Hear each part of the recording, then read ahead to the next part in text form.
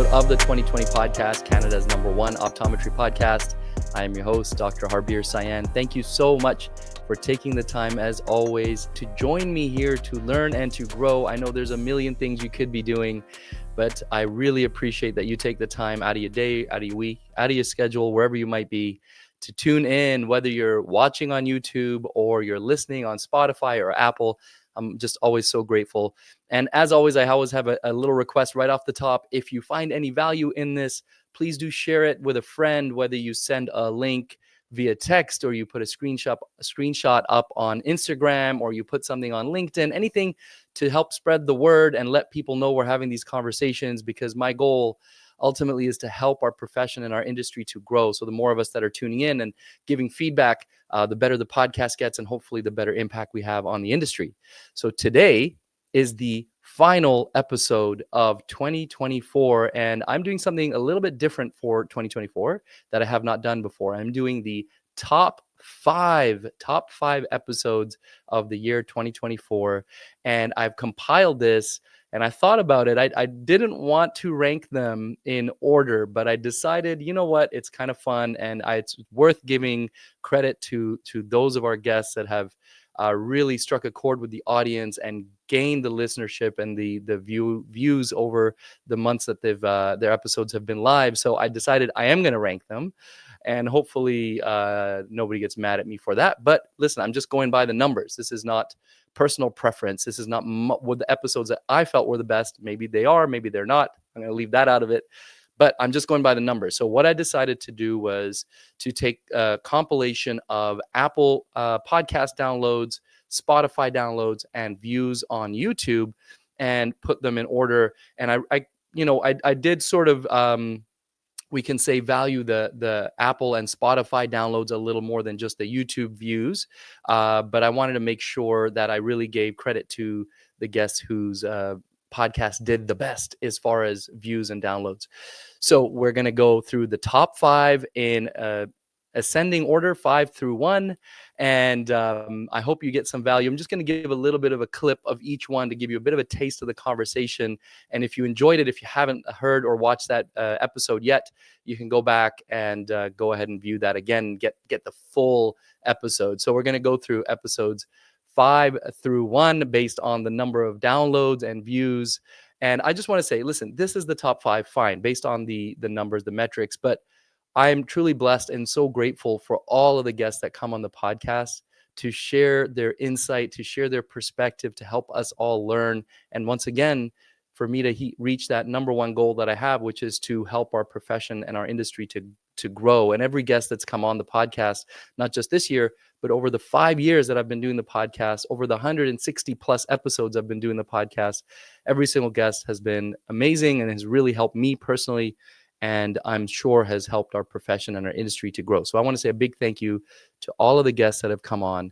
I also want to say a big thank you to all of the industry partners who have partnered with the podcast through the years to support the podcast, to help me to continue to grow the podcast.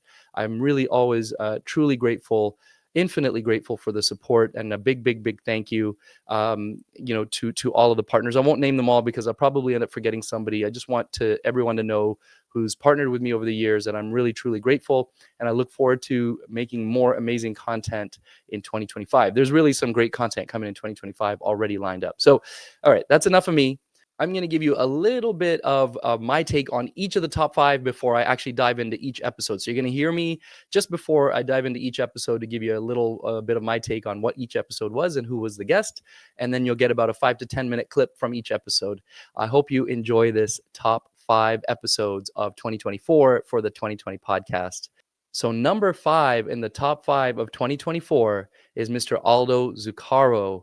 And I had the incredible good fortune and the blessing to head down to Bali, Indonesia, earlier this year, thanks to CooperVision, and talk about their sustainability initiative that they have with Plastic Bank. And Aldo Zuccaro is the lead for sustainability in all of the Cooper companies globally.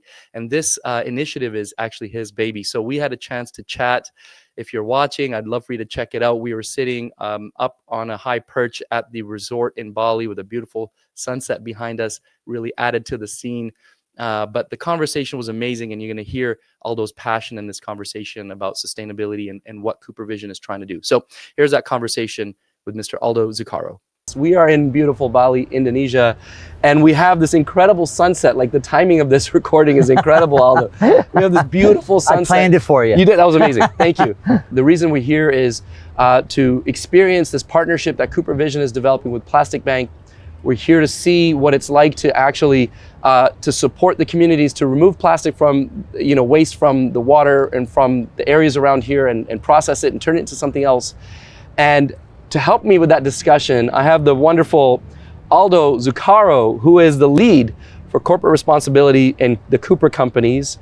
And he has a PhD in behavioral economics. I do. Which is something I'm very interested in. So I'd love to talk to you about that. But thank you so much, Aldo, for being here. Can you describe this program, this partnership that CooperVision has with Plastic Bank, and the impact it has? Yeah, well, let me start by sort of talking about how it came about. Yeah. And so I started talking to the scientists, and I said, we create our contact lenses out of plastic, they're packaged in plastic. Can we do something else? And one of the biggest education elements for me was just how brilliant plastic is. It does its job. I mean, we're imprinting amazingly fine optics on a very small piece of silicon hydrogel. I mean, you're an optometrist. Yeah. You know what that does. You know the complexity and the interaction with the eye. Right. Yeah. It is pretty amazing. When you think about it. We take that a lot of that for granted. It's an amazing. It's an amazing thing. And I had a realization. I asked our R&D. I said, just help me understand. How much do we spend on developing a contact lens? And he said, well, let me just give you the big picture. We've spent billions of dollars developing that. And I thought to myself, wait a second. We've spent billions of dollars developing this. And at the end of approximately 12 hours, I tell somebody to do that. Yeah. Like, it has no waste. You tell me you spent billions of dollars trying to figure out the precise mix of ingredients, technicality, optics, to interact with the mechanisms of the eye, which are complicated as crazy. Yeah. And at the end of 12 hours, if somebody goes that long, toss it. Toss it. Just flick it in the garbage. I said, I can't take that. It's an unacceptable answer. Yeah. It's completely unacceptable. We got to do better. I love that. And he's like, well, it's going to take us a while. And I said, well, I'm not going to sit on my hands while you and the technical people think of a way to make it better. I can't do nothing. I'm happy to do something in order to do that, because waiting isn't an option. And in my mind, waiting has never been an option. We have to do something now. Right. And so I started out looking for a partner that I could trust. Right. And for me, and the industry, if you look at all the legal things around sustainability, people have been lying about sustainability too long. They're it's amazing how many people say, well, I'm green and I'm green. Are you really green? And so I took that on, and I said, you know what? We're not gonna lie. We're gonna be uber transparent with everything. I am telling you, we are not sitting on our hands while we find ways to control what we can't yet control. And we can't yet control it. Right. I'm going to find a way to control it. If you spent $1 billion developing it, you find another $1 billion and you figure out how to control it. Yeah. But in lieu of that, we needed a way to do that. Yeah. And this is through your research. Then you discovered Plastic Bank. Plastic Bank, and there was a but in that for me. Okay. Because for me, it's people plus planet. We have to save the planet. But if we're saving the planet for the sake of the planet, it's not really that interesting. Right. Sure. People had to be part of the equation. We've heard of other recycling companies out there. This is not that. Right. We are helping. And in fact, the reason I invited, 29 of my closest friends to, God knows, all the way around the world to Bali, because I want you to see. I want you to see what they're doing. I want you to see that we will probably never sell a contact lens to these people. So if somebody thought I was doing this because it's a way to generate income, well, you're wrong. Right. These people aren't going to buy a contact lens, but that doesn't mean that CooperVision shouldn't help. All right, that was number 5 in our top 5 of 2024 with Aldo Zuccaro. Next, number 4 in our top 5 is an episode that I recorded at the BC Doctors of Optometry conference earlier this year with the team from Macumira. That includes Justin Sather, the CEO, Ravi, Tanna, VP of Sales, and Dr. Trevor Miranda, who's really been involved with Macumira. So this was a great conversation to talk about this revolutionary new treatment for macular degeneration and a little sneak peek into the Macumira team and what they're doing and what the device does. So once again, if you enjoy this little bite, you can go back and listen to the full episode. So here it is, the conversation at number 4 with Macumira. Thank you guys for being here. I'm excited to have this conversation. I'm excited to tell people about Macumira. Really kind of blew me away when I started learning about this technology.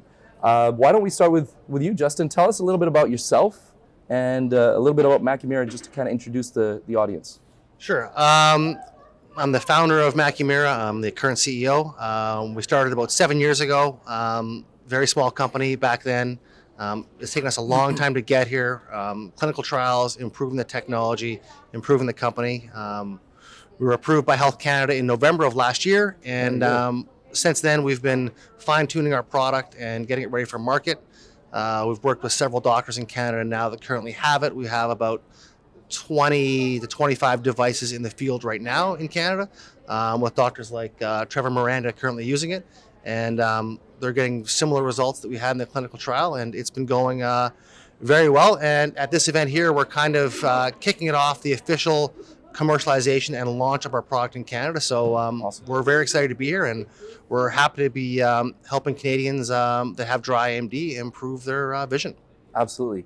That's actually something I didn't say off the top. We should tell people what Macumira is and why it's so groundbreaking. It is the first clinically approved treatment in North America for dry AMD. So Macumira is the first clinically approved treatment for dry AMD in North America. It's very exciting because how else do we treat dry AMD otherwise? Take some supplements, wear sunglasses. Like, this is the first thing that's actually actively helping people see better, and I'm excited to talk to you guys about that. It's the effect is happening to the mitochondria in the retina, in the photoreceptors. It's rejuvenating them a little bit, giving us better contrast sensitivity, able to read more letters. Can we look at the device? Let's see what it looks like. How do we put it on? And then what's the patient experience with the device when they have it on? So let's get that set up. I guess I'm the guinea pig. So if you're only listening on the podcast, I get it. If you're driving or something, keep driving. Don't open YouTube right now. But at some point, go to YouTube, open this up, because I want you to see this device. It basically looks like a BIO headset, right? And Ravi here is modeling for us. And we'll get some close-up shots of this at some point too. But right now, Ravi's putting it on, showing us how it looks.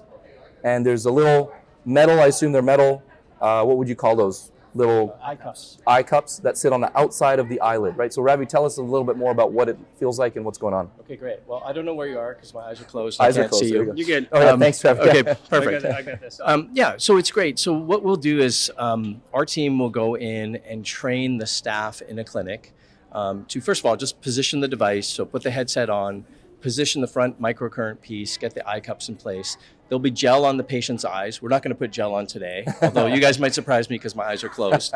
And then the microcurrent transmits through the eye cups, as Trevor described, and helps enhance that mitochondrial function in those cells. This headset is hooked up to a tablet, which will basically guide the staff through the treatment process over 32 minutes. So it's really, especially if staff is already adept at doing IPL, other dry eye treatments, it's a very quick learning curve for them. If they're not currently doing that, we will train them. We'll be shoulder to shoulder with them, basically get them confident with the procedure, so that after we leave, the staff will be able to do procedure 2, 3, and 4 in that first 10-day loading You phase. could probably take that off your. Actually, I feel like I think he appreciate you likes doing it. that whole He's taking segment. a nap. Yeah, he's talking in his sleep. Yeah. Appreciate you doing that whole segment with the eye cups on, Yeah. clearly showing us that they're not that uncomfortable. Yeah. Tell me now, we have the patient in the chair. Yeah. And we've decided that they could benefit from Macumira. What's the next step there? Now, you're going to the front desk, the staff is booking them. You have a separate room where this sits. Like, what would What would I need in my office to make sure that I can adopt this? Yeah, so just like dry eye, it's the same sort of thing. You've diagnosed dry eye, you've diagnosed AMD, now you've made recommendations. You've recommended, retina rejuvenation with Macumira. There's a fee associated, there's a discussion on how that takes place. The doctors made the recommendations. I leave it like that. My technician team will follow up either in real time or a little bit later if we need to discuss what that looks like. 4 sessions, 32 minutes within 10 days. This is the fee, okay? And then you're going to be treated every 2 to 3 months ongoing to maintain that visual functional improvement. Right. So they need to know what they're entering. And some patients will say, no, I'm feeling okay right now, but it's good to know. Or some patients will be like, yes, I have 20/25 vision and I want to be better. And we treat those, and there's some of my best patients, they just keep booking back. So they're down to 20/20 minus from 20/25 minus, and they love it. Right. I have patients that I've treated that are 20/100 that went to 20/80 and love it because they recognize an improved vision. Right. And so now you got to, they can adapt over time. They're like, now this is my new normal. And they don't notice any improvements, but then you have to educate the patient. You still need to maintain those treatments in order to keep that plateau part. So it's part of the education. I think practitioners are going to have to wrap their mind around how they're managing these patients. There's a certain amount of cells that are damaged and they're gone. Yeah. Can we revitalize and save or slow down the devitalization and atrophy of the cells that exist? Right. So there's a lot of education that's going to need to go. So somebody like myself bringing this into my practice will have to develop that. The talking points and the protocols and everything, who's going to follow up with the patient, what are they going to say to the patient, what are the fees and all of this kind of thing, of course. But that goes with any, like you said, any specialty that you're bringing in, you have to kind of set those protocols ahead of time. All right, so that was number 4, that conversation with Macumira and the team about the revolutionary new treatment that they have for macular degeneration. Obviously a hot topic, obviously something that so many people want to hear about. Not surprising that conversation landed in the top 5 of the year. Next, we have number 3. We're cracking the top 3 of 2024. And again, remember, we're going off the metrics. Okay, this is the downloads on Apple and Spotify and the views on YouTube. And number 3 was an amazing conversation I had with Dr. Sheila Morrison and Dr. Evelyn about myopia management. And this conversation was in partnership with Hoya Vision Care. I want to give you a quick preview of what the conversation was about, which was, of course, myopia management and, the different perspectives from Dr. Morrison and Dr. Lowe. But I also want to let you know, apologies in advance. The audio was not great in this one. We recorded at the BC Doctors of Optometry, similar to the Macumira episode. However, our location was different and there were a lot of people around talking in the background and we just could not cut that out. So apologies, a little noisy in the background. Hopefully you're able to hear the audio well. The fact that this was one of the most downloaded, or number 3 on the year, means that enough people were interested and able to hear it well. But apologies again for a little bit of noise in the background. But here is number 3 in our top 5 of 2024 with Dr. Sheila Morrison and Dr. Evelyn Lowe. Really, really happy to have these 2 amazing guests with me here. Dr. Sheila Morrison. Next to Dr. Morrison is Dr. Evelyn Lowe, Madam President of the BC Doctors of Optometry, newly crowned. Now, one of the things, I've done lots of episodes on myopia management in the last year or so, okay? And it's a hot topic. It is a hot topic, first of all, number 1. But number 2, it's like the reason I keep doing it is because I believe it's very, very important that we need to help our young patients and reduce the progression of myopia. I truly believe that. We practice in our offices as well. But I see that many of our colleagues are a little hesitant. Maybe they have some hurdles or some stumbling blocks along the way. First of all, what do you see as some of the potential stumbling blocks for an optometrist who wants to get into myopia management or is just beginning to? And then what advice would you maybe share to that person who's looking to get into it? Probably, I would say the biggest maybe initial hurdle and roadblock would be the discussion about fees, setting your fees, setting the clinical protocols. Yeah. Patients or practitioners sometimes have the feeling that patients are really going to be sticker shocked or whatever if you tell them, your orthopay is going to cost this much money. we're offering extra services, extra length like you do. Yep. It's going to cost this much. Although BC now has a billing code for it. We are the first province to have a billing code. To BC and That's it. One more big shout out to the BC Doctors of Optometry for negotiating that and bringing in an axial length billing code. So thank you.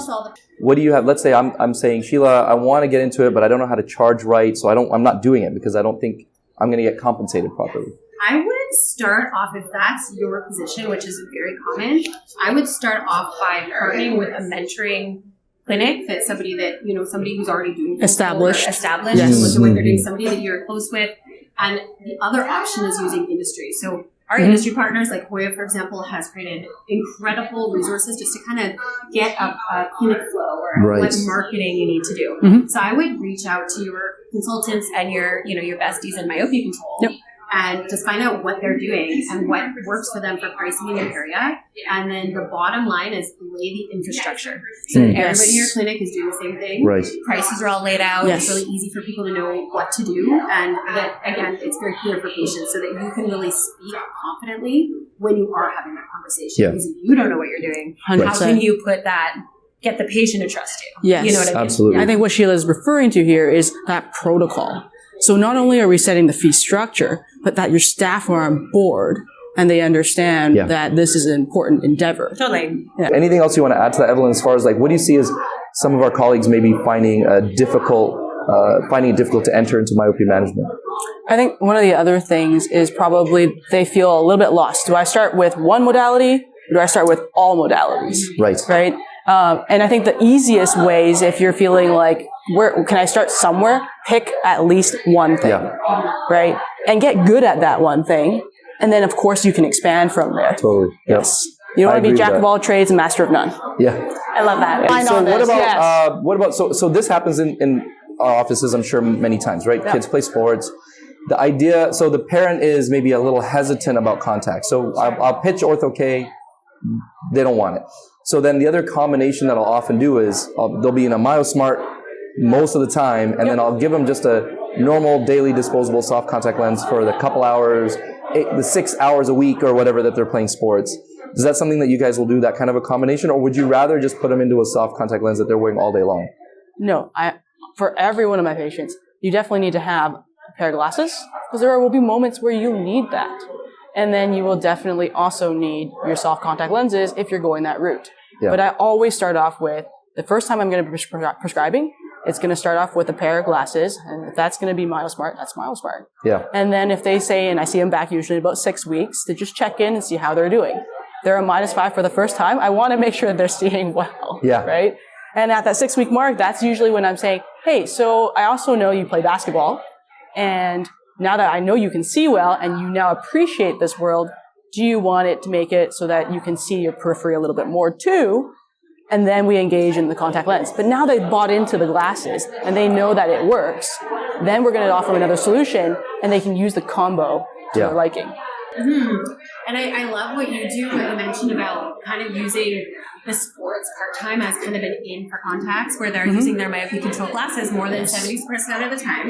Yeah. You know, the literature shows that we have to be wearing whatever correction at least that amount of time for it to be effective. And I think that's pretty much across most studies. Yes. And so, you know, using those kids that really just are kind of hesitant, parents are unsure, well, here, why don't you just try a daily disposable that's just regular for that couple hours a week for these sports? So I do that. And I'll use that as an in for contacts. Yep. But then what I see happening most of the time is they love their contacts. And they'll convert. I see. Yes. Yeah. Yes. And then the most optimal solution is say, you know, if it was my child in a perfect world, if we can have things at the level that we want, ship myopia control on all your devices. So then we move them from that regular part-time into you do what you want. You put on contacts, glasses, you're getting myopia control in both. Right. Yes. Right. So it's a great tip. I think that's a great practice management tip is to be able to kind of convert those ones that are on the fence, use their sport and activity like you're doing as well, and say, you know what, just here you go. And then they're going to have their mind blown when they can see their periphery for basketball. Yes. Yep. It's so much better. It is so much better. Okay, so that was number 3 with Dr. Sheila Morrison and Evelyn Lowe.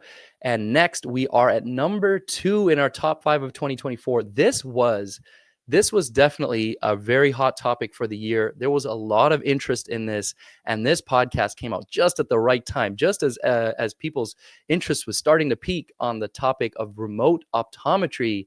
and digital refractions and all the like. And this conversation was with Dr. Mindy Blumberg, who is using remote optometry in her practices in British Columbia here. And this was a really great conversation. Mindy went into exactly how she set it up, how she went into researching, and what the steps are actually in the eye exam, in a digital eye exam, remote eye exam. So I think if you haven't watched this one, you're going to be really interested in tuning in. So go back and listen to the whole thing. But here is number 2 on our top 5 of 2024 with Dr. Mindy Blumberg. We are going to be talking about remote optometry. Is it good? Is it bad? Should we be looking into it or should we not? We are going to learn from somebody who has implemented it in their practice and successfully done so. I'm very happy to have Dr. Mindy Blumberg on the podcast today. So then let's talk about the process, because I think there's, myself included, lots of people listening who are going to be interested in remote optometry but don't really know how to get started in even getting it set up in their office, let alone like the actual process of doing the eye exam. But like, what were the first steps to actually getting the right technology in your practice? Research. I mean, almost everything can be found, right? Like you can choose whatever company you'd like to go with to find this technology and be able to use it. So I think I don't know. I feel like it's just figuring it out and choosing what's going to be best for you. So would you say reaching out to one of the companies that provides some of the technology, is that the right way? Or just at our meetings, like for example, at the BCDO or our association provincial meeting, or going to larger meetings and asking questions there, is that the right approach? Or just looking online and reaching out to companies online? What's the best way to get started? So what I did was I contacted all the companies that offer remote optometry and, get all the information that you can from reps and see what the prices are, that kind of thing, and see how it works. And I think demoing it is probably a really good idea. So, whether it be at Opto Fair or wherever else, that's a very good spot to start. And then a lot of the equipment that you have in your office can probably be transitioned into this like high-tech equipment. If you have a newer slit lamp, the only thing that you would probably need is like a digital 4-opter. Yeah. All right.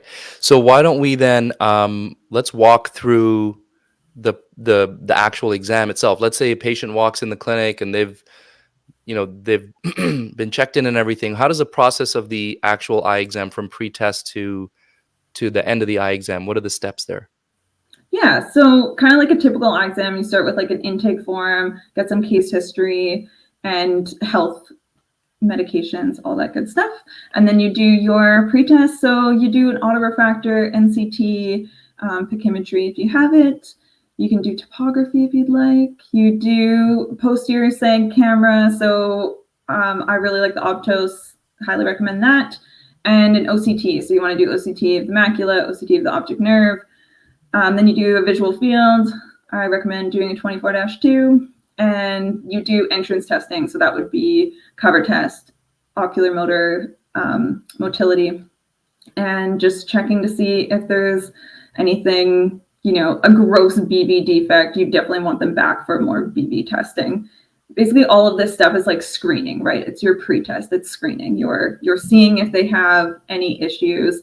And if they do, you'd want them to come back for like a functional vision assessment, that kind of thing. Mm-hmm. From there, they'd go into the exam room and you do the slit lamp camera. So you train a tech on how to do that. And they do the same thing every single time. So it's really easy for them.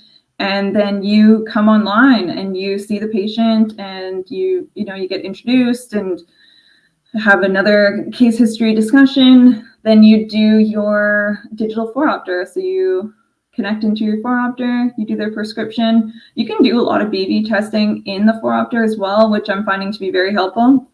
And then after that, you have their prescription. So you can either like discuss glasses and then you can continue on to do the ocular health assessment. So that's what's actually really cool about remote optometry, is that you can see everything that's going on in their eye and show them in photos. So if you don't have a slit lamp camera already, even if you're not going to do this, just get a slit lamp camera because it's pretty awesome. You can show them everything that's going on. You can see exactly why they have dry eyes, or you can show them where their cataracts are. It's definitely a wow factor for patients. Yeah, amazing. Okay, so so there's a obviously this is all tech driven, right? So you're at home or the doctor is wherever they are, but there's a tech in the office who's running all these tests, and the tech is doing VAs, the tech is doing cover tests, all of that. They're trained to do all of that. They're trained to do whatever you want them to do. Fair enough. So you set your protocol and they will follow it. And if they're not doing a good job, then you give them feedback, and they can do whatever you're allowed to delegate and whatever you train them to. Right. So okay, then all of that pre-testing will be done. The Optomaps are taken. 24-2, you're running a full visual field or a screening type of a test. Yeah, we do full visual field. Okay, so that takes a little bit of time. But I guess when you're doing the remote optometry, you delegate or you designate a certain amount of time for all of those things. OCTs are done. Patient ends up in the exam chair. Then you come online. Can you tell me the software that you use? I don't know anything about that software. So what kind of software does one use for remote optometry? I use Harmony, which is part of the Topcon RDX system. There's lots of software available, so there's lots of options. Sure. Harmony just sounds nice, so that's fair. That's a good name for Topcon to use. Everything works together in harmony. I like that. So you have the RDX system from Topcon. So the phoropter is a Topcon phoropter. And there are companies that, and we can say names or whatever. We're not limited by anything here, but like Topcon's RDX system is one I've heard of a few times as being one where everything kind of works together pretty well. So when you're doing and the slit lamp, is that also a Topcon slit lamp, or is that a different? That's a different. No, I have a different system. It's like the Marco Ion. Marco Ion. Okay, and that's a digital slit lamp, so you could take video and photos. Obviously you need that for remote optometry because that needs to be then sent to you, right? So when you come online, you've already seen the slit lamp images. They've been sent to you. Okay. And then so you take a few minutes to review that, and so the tech is trained to take photos and videos from certain angles with certain magnification and certain beams and all of that. You've trained them to do all these very specific protocols beforehand. Yes, exactly. Gotcha. And with that, you feel like you're able to assess the anterior seg as well as you need to. You could see everything you would normally see? Yes, absolutely. I mean, if you want to see anything else, you just have them back for a follow-up, right? Yeah. Because it's probably going to be a follow-up for dry eyes or something like that, or glaucoma, So you do need to see patients for follow-ups. It's not going to be a one and done thing, but I hope that most private practices do that anyway. Right.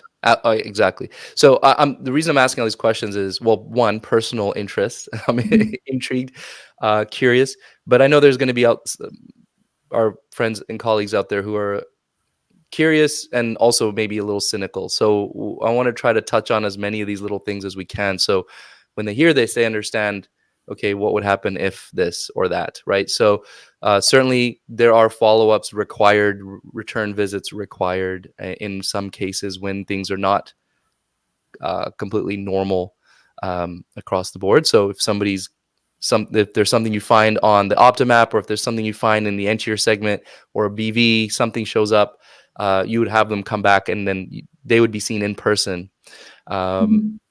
So how about, do you do myopography by any chance? Is that something you do as part of this remote? Okay. I don't have a myopographer. Okay. Do you think that's something that could fit, or is that not? I think that's not really also a dry eye assessment. I think that's a dry eye assessment Got you. tool versus a screening tool. But everybody has their own kind of thoughts on that. I'm not saying that it wouldn't be a great thing to have. It would probably open the doors to have more people come back in for dry eye assessments. Sure. Yeah. So I'm just thinking from our practice perspective. So we do lower lid myopography on all adults as part of their screening, but we're not doing remote optometry. So I don't know if it would really fit into that suite of tests that you do as remote. But in office, then I show that myopography to every patient. Like, by the way, we looked at your lids and here's what it looks like. I'm curious to see if that might fit in there. Yeah. Obviously, more information for the doctor to look at before you see the patient. Mm-hmm. Yeah. Curious, like, why would you do it differently? For Right.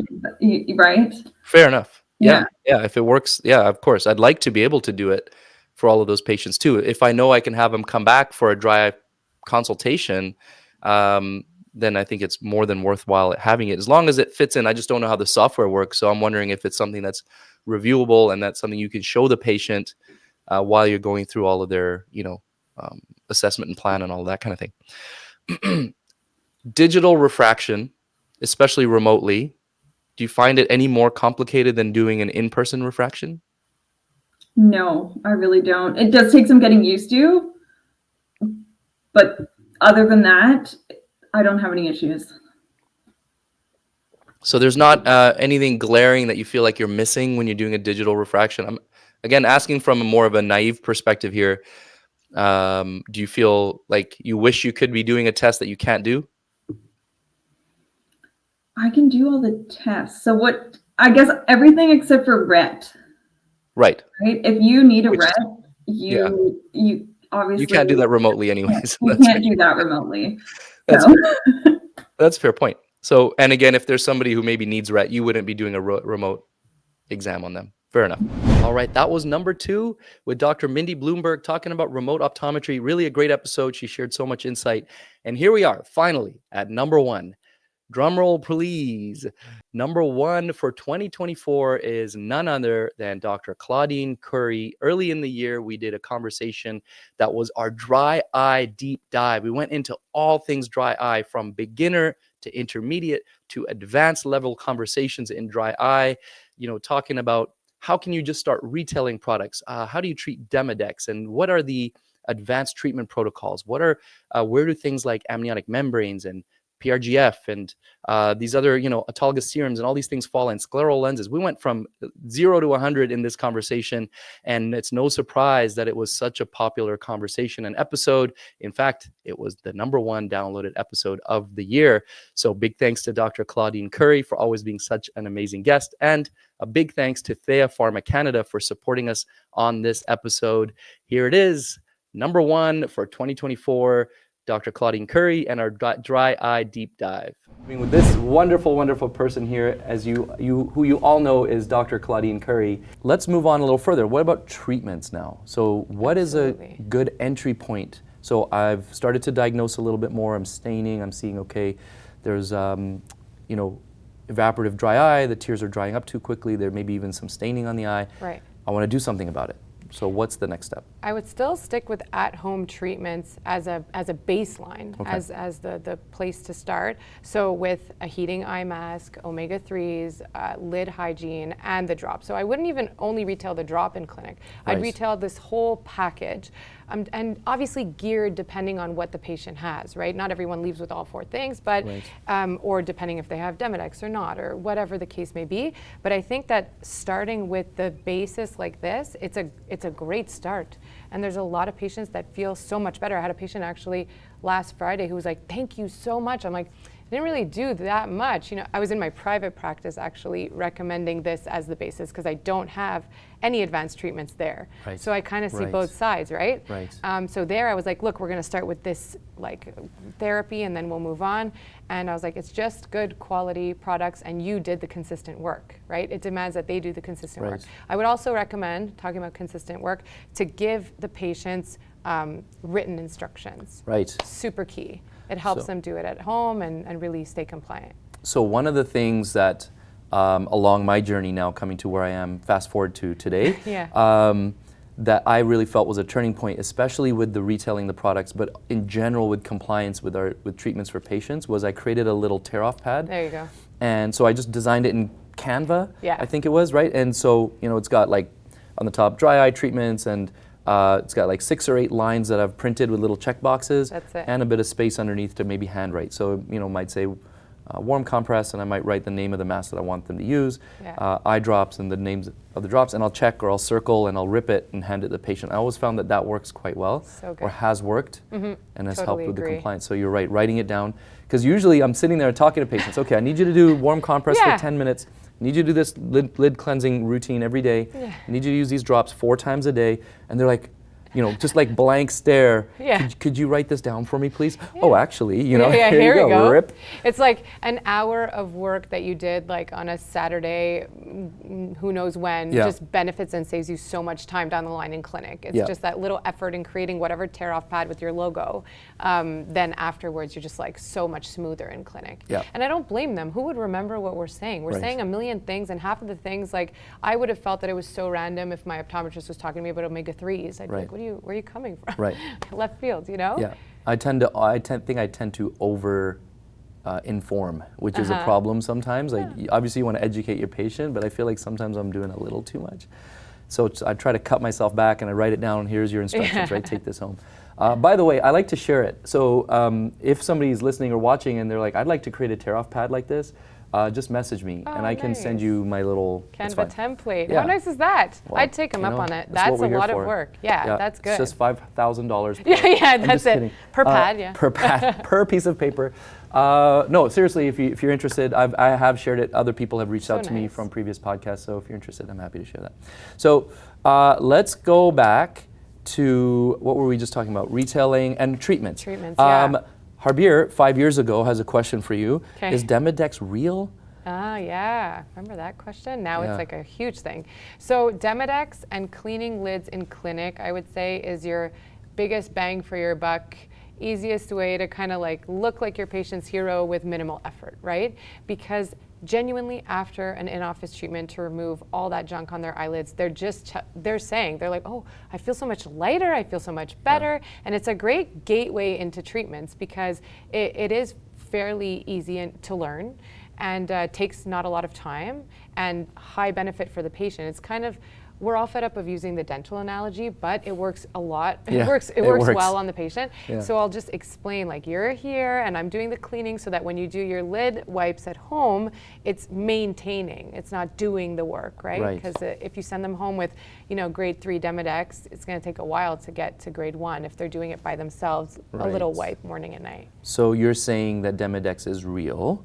Yeah. And it's a problem for people. Yeah. How when it's an infestation, it's a problem. It's normal on the face, Yeah. It's okay. I don't scare my patients also, right? Because they can get freaked out to hear like, you have a mite growing in your lashes, but a little bit's fine. And when it becomes too much and starts to impact the eye, then we want to kill it. If you could super ballpark it, but what percentage of your patients do you feel like Demodex is part of the issue? Oof, a lot. Yeah, 50? Oh, depends on the age, right? So Demodex, if we kind of look at the stats, after 60, it's 60%, 70, 70%, 80, 80% of people have it, right? Okay. So that's kind of the latest stat that I read. So if you I only have 25%, is that what you're saying? Yeah, very good. Dude, I'm telling you, these jokes get worse as the podcast goes on. It's as late as the time goes. Okay, sorry, go on. So you just have your patient look down and you will answer that question. People will be like, oh, whoa, I didn't notice that it was in so many people. And it's not only old people, or the elderly, it's really Oh, offensive. No, you got to cut that one out. Yeah, canceled. Somebody's going to listen to this and cancel you. You have to redo. Okay, it's not, I'm redoing that because that's probably not allowed to be said old. Really? Yes. You can't say old people. No, I have to say fine. the elderly. I rewind. Rewind? Okay. All right. Okay. I'm gonna have to watch the tape and see where to edit that. But okay. Apologies. No, it's fine. What was the question? So it's not only in elderly people, it's also in kids and in all kinds of different ages. So it's important to take a look and treat it. Okay. It's so funny how careful you have to be about everything that you say. Oh yeah. Like the Demodex is going to get offended now with you. The Demodex is like you got the percentage wrong. Yeah. Right? We're on everybody's eyelids. Yeah, maybe. How dare you? Okay, so you would suggest, as far as starting to do some sort of in-office treatment, lid cleaning procedure. That's a good one, yeah. It would be a good place to start. Yeah. All right, that was our top 5 for 2024. As a quick recap, number 5 was Mr. Aldo Zuccaro from CooperVision talking about sustainability live from Bali. Number 4 was the Macumira team, Justin Sather, Ravi, Tanna, Dr. Trevor, Miranda, talking about the revolutionary treatment for macular degeneration. Number 3 was Dr. Sheila Morrison and Dr. Evelyn Lowe, talking about myopia management. Number 2 was Dr. Mindy Blumberg, talking about remote optometry. And number 1, the most downloaded, most listened to episode of the year was none other than Dr. Claudine Courey in our dry eye deep dive episode. Hope you enjoyed our top 5 recap. I'm so grateful for all the support, all the listenership, all the partnership over the years. Thank you so much for the support. I hope everybody has a wonderful holiday season and a happy new year. We'll be back just a couple of weeks from now, second week of January, with some amazing new conversations. We're going to be pushing some boundaries. We're going to be having some difficult conversations. As always, trying to have the conversations that are going to help the profession to continue to grow. Thank you so much, everybody. We'll see you next year.